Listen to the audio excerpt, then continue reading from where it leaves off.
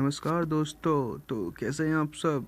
आपका स्वागत है एक नई वीडियो में। तो यहाँ पर हम एक और आर्टिकल लेके आ चुके हैं।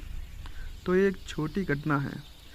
तो इसमें जिसकी घटना है वो कहता है कि ये तो एक छोटी सी घटना है, लेकिन मेरे और मेरी माँ के लिए बहुत भयंकर घटना थी, मतलब डरावनी।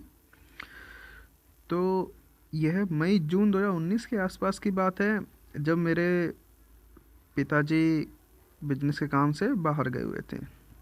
इसलिए घर पर सिर्फ मैं, मेरी माँ और मेरी छोटी बहन जो कि 6 साल की है वो थी। शाम के समय मैं अपनी माँ के साथ रसोई में खाना बनाते हुए गपशप कर रही थी। चलिए मैं आपको हमारे रसोई घर का एक डिज़ाइन दिखाती हूँ। तो किचन बाईं और जो बाथरूम है वो दूसरी ओर है, दूसरी ओर था। मतलब किचन में अगर आप खड़े होंगे तो आप देख सकते हैं कि कोई बाथरूम में जा रहा है या वहाँ से आ रहा है।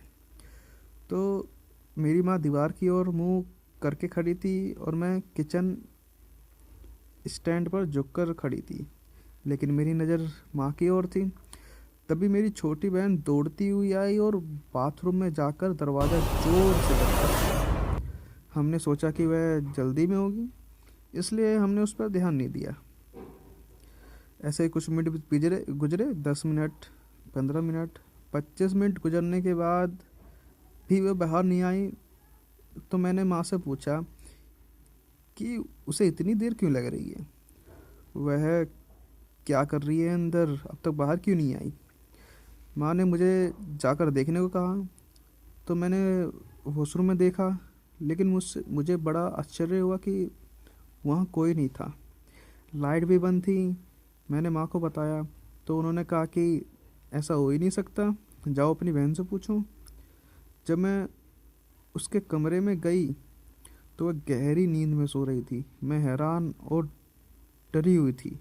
मैंने माँ को बताया तो वह भी डर गई कि आखिर कौन था।